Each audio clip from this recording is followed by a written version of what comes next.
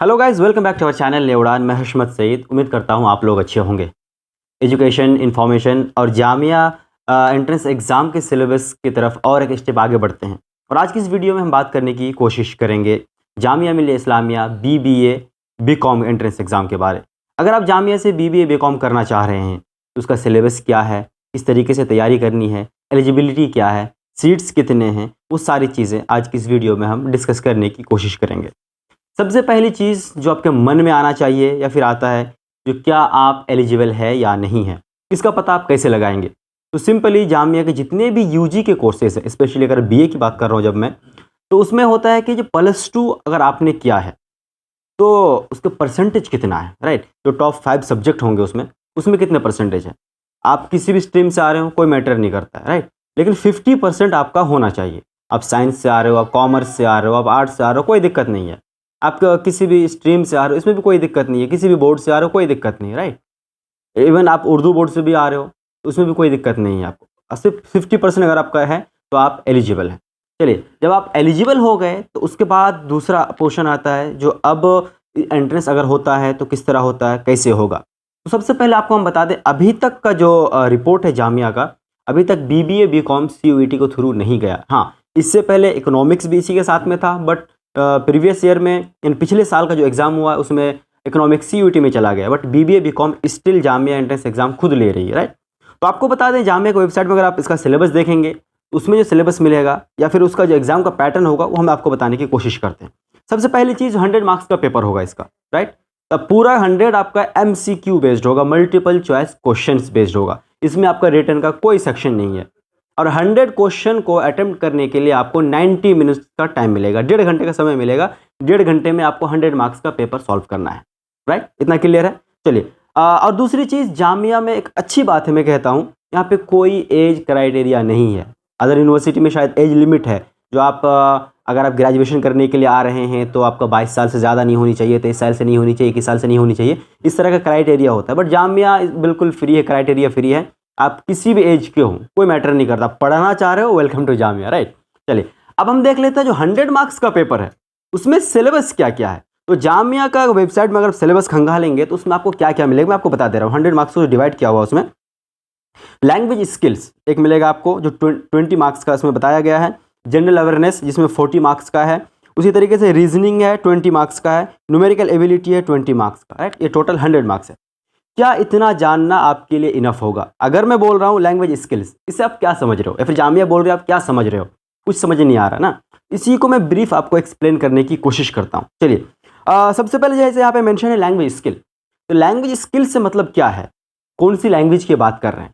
तो बेसिकली जब आप प्रीवियस ईयर पेपर खंगालेंगे, उसमें ढूंढने की कोशिश करेंगे, तो आपको पता चलेगा जो ये इंग्लिश लैंग्वेज की बात कर रहा है। जी हाँ, तो इंग्लिश में क्या बहुत ज़्यादा टॉप लेवल की इंग्लिश नहीं पूछते हैं, बेसिक आपके पास होनी चाहिए। लाइक आपको टेंसेस पता होनी चाहिए, टेंस की समझ होनी चाहिए। कोई अगर सेंटेंस दिया हो तो किस टेंस का है, कोई गलत टेंस में अगर कोई गलत फार्मूला ऐड किया गया हो, वर्ब का कोई गलत प्रूफ ऐड किया गया हो, तो उसको आप एटलीस्ट पहचान के सही कर सकते हो, राइट? तो टेंस की इतनी जानकारी आपको होनी चाहिए। उसी के साथ इसमें प्रीपोजिशंस हो सकता है, सिनोनिम्स एंटोनिम्स होता है इसमें, इडियम्स एंड फ्रेजेस होता है इसमें, वोकैबुलरीज होते हैं इसमें, राइट?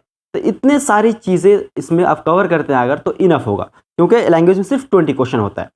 तो सबसे ज़्यादा जो वेटेज वाला सेक्शन होता है वो जनरल अवेयरनेस में होता है, क्योंकि जनरल अवेयरनेस बहुत वास्ट एरिया है, राइट? बहुत सारी चीज़ें हैं, आप सब कुछ कवर कर लोगे फिर भी लगेगा यार कुछ तो छूट गया। जिस तरीके से कहा जाता है ना, समंदर से अगर आप बाल्टी भर पानी निकालते हो तो लग रहा है कुछ समंदर का फर्क पड़ता है, उसी तरीके से जनरल अवेयरनेस है, क्योंकि 40 मार्क्स का भी इसका बहुत वेटेज बहुत ज़्यादा है इसका, राइट?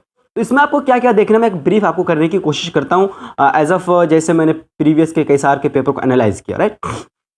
सबसे पहली चीज़, मिसलिनियस आपको देखनी है इसमें, राइट? जो क्या सबसे पहले, क्या सबसे बाद में, इसका फर्स्ट, उसका फर्स्ट, राइट? ये सारी चीज़ आपके पास होनी चाहिए।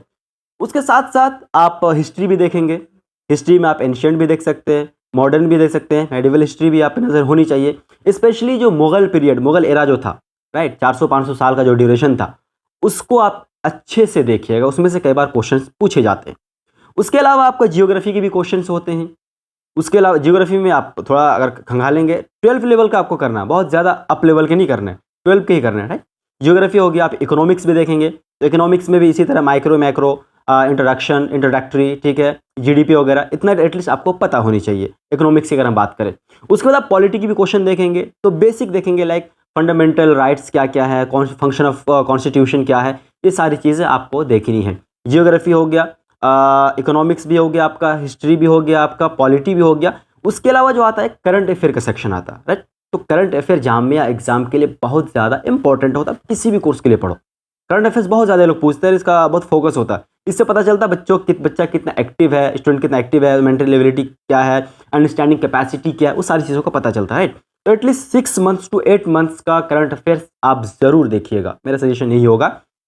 इसमें है जो क्या कुछ बड़ा कुछ अगर लॉन्च हुआ, सरकार की तरफ से कुछ अपडेट अगर दिया गया, कुछ बदलाव चेंजेस को देखने को मिले, अगर कुछ अगर प्रावधान बना, अगर ठीक है, कुछ बिल अगर पास हुआ, जैसे G20 हुआ था, उसके बारे में आपको क्वेश्चन आ सकता है, फिर पूछा जा सकता है। तो क्या कोई ऑर्गेनाइजेशन अगर लॉन्च हुआ है, ठीक है, ये सब के बारे में एटलीस्ट करंट अपडेट जो कुछ भी है उसके बारे में आपको पता होनी चाहिए। करंट अफेयर्स आप बहुत सारे यूट्यूब चैनल्स है, जिसमें इंडियन एक्सप्रेस हो गया, हिंदुस्तान टाइम्स हो गया, इसका ट्यूटोरियल वीडियो मिल जाएगा, वहाँ से आप देख सकते हैं। उसके बाद जो आता है रीजनिंग, तो रीजनिंग का जो सेक्शन है वो बहुत इजी पूछता है जामिया, जहाँ तक मैंने पेपर को खंगाला या फिर समझा। इसमें आपका एक तो ब्लड रिलेशन का क्वेश्चन होगा इसमें, राइट। तो ब्लड रिलेशन आप देख लीजिएगा, आप कहाँ से पढ़े ये आपका हेडेक, मैं आपको बता रहा हूँ पढ़ना है। ब्लड रिलेशन आप देखेंगे, कोडिंग डिकोडिंग देखेंगे आप, नंबर सिस्टम आप देखेंगे, आप अल्फाबेटिकल सीरीज जो होता है आप उसको देखेंगे, डायरेक्शन देखेंगे, राइट। ठीक हो, इस तरीके की चीज़ों को अगर करंट अफेयर्स में देख लेते हैं तो इनफ हो जाएगा। उसके बाद जो न्यूमेरिकल एबिलिटी होता है, जो मैथ का सेक्शन है बेसिकली हम कह सकते हैं, क्योंकि डेफिनेटली आप BBA BCom की तरफ आ रहे हैं, एक तरह से बिजनेस की तरफ आ रहे हैं, ठीक है। तो मैथ के बारे में, तो मैथ भी बहुत ज़्यादा डीप जामिया में नहीं पूछता है, क्योंकि आप ऑब्वियसली इंटरेस्ट के लिए आ रहे हो, राइट। तो 10th लेवल की मैथ या फिर 12th लेवल की मैथ होगा, उसमें कुछ जो टॉपिक्स है जिसमें लगभग थोड़ा बहुत मैं एनालाइज कर पाया, उस टॉपिक के बारे में एटलीस्ट आपको पता होनी चाहिए। जैसे अगर हम बात करें तो प्रॉफिट एंड लॉस के बारे में आपका नॉलेज होनी चाहिए, एटलीस्ट बेसिक नॉलेज होनी चाहिए। अगर कोई क्वेश्चन दिया हो तो उसको आप पहचान पाए, जहाँ ये प्रॉफिट एंड लॉस का क्वेश्चन है, या फिर उसका क्या फॉर्मूला उसको अप्लाई कर सके आप। अब परसेंटेज के क्वेश्चन इसमें हो सकता है, तो परसेंटेज को भी आप अच्छे से देख लीजिएगा। सिंपल इंटरेस्ट, कंपाउंड इंटरेस्ट, इसका क्वेश्चन भी कई बार आ जाता है, तो इसके बारे में आप देख लीजिएगा। रेशियो एंड प्रोपोर्शन, इसके बारे में भी कई बार क्वेश्चन पूछे जाते हैं, तो इसके बारे में भी आप ज़रूर देख लीजिएगा। टाइम एंड डिस्टेंस, इसके बारे में क्वेश्चंस होते हैं, राइट। तो ये सारा सिलेबस है, जो सेक्शन है, ये इस पर आपकी नज़र होनी चाहिए, स्पेशली जामिया एंट्रेंस एग्जाम के लिए अगर आप देना चाहते हैं। अच्छा, एक चीज़ आपके मन में आएगा, क्या ये सारा इन्फॉर्मेशन, सारा डिटेल जो मैंने आपको दे दिया, इसके बाद क्या डायरेक्ट तैयारी करना आपके लिए पॉसिबल है? क्योंकि गाइडेंस बहुत ज़रूरी होती है। आपके पास सारा मटेरियल रखा हुआ हो, लेकिन अगर बताने वाला कोई नहीं हो जो इसमें से कौन सा पढ़ना है, तो बहुत ज़्यादा टफ हो जाता है। तो अगर आप चाहते हैं जो आपको कोई गाइड करे, प्रॉपर आपको गाइडेंस मिले, तो नई उड़ान की टीम ने क्रैश कोर्स लॉन्च कर दिया है। नई उड़ान की टीम का क्रैश कोर्स आप ज्वाइन कर सकते हैं, जिसमें आपको पूरा गाइड किया जाएगा एंट्रेंस एग्जाम के लिए क्या पढ़ना है, क्या चीज़ इंपॉर्टेंट है, राइट, किस तरीके से पढ़ना है, किस एरिया पे ज़्यादा फोकस करने हैं आपको, किस तरह के क्वेश्चंस आने की ज़्यादा प्रोबेबिलिटी है। तो ये सारे गाइडेंस अगर आप चाहते हैं तो डिस्क्रिप्शन बॉक्स में जो कॉन्टैक्ट नंबर है, वहाँ से आप हमारी टीम यानी नई उड़ान की टीम के साथ में जुड़ सकते हैं, और आगे की तैयारी में आप नई उड़ान की टीम से हेल्प ले सकते हैं। कोई और भी अगर डाउट हो फिर भी आप यहाँ से पूछ सकते हैं। चलिए आगे बढ़ते हैं। एंट्रेंस एग्जाम के बाद अगर हम सीट्स की बात करें तो 40 सीट होता है इसमें, लेकिन 44 लगभग सिलेक्शन होता है, कोटा कैटेगरी सारे मिलाकर। तो आपका जो 40 का जो टारगेट होगा, इसमें आपका जनरल भी आता है, जनरल कैटेगरी की बात कर रहा हूँ मैं, जनरल कैटेगरी का होता है इसमें, आपका OBC SC ST का भी होगा इसमें, मुस्लिम का होगा इसमें, उसी तरीके से वुमेन की कैटेगरी होगा, जामिया इंटरनल का होगा, जम्मू कश्मीर का होगा, कश्मीरी माइग्रेंट का होगा, डिसेबिलिटीज़ का होगा, ये पूरा सेक्शन है, राइट। तो आप इस हिसाब से अपना टारगेट कीजिएगा। इसका प्रीवियस ईयर जो सिलेक्शन रिजल्ट है वो जामिया की वेबसाइट में शायद मिल जाए, तो वहाँ से आप जाके देख सकते हैं। और दूसरी बात, जामिया का जो एंट्रेंस एग्ज़ाम होगा वो इंग्लिश मीडियम ओनली होता है, तो आपको इतनी इंग्लिश आनी चाहिए कि क्वेश्चन पढ़ के आप उसको एटलीस्ट समझ सको जो क्वेश्चन क्या कह रहा है।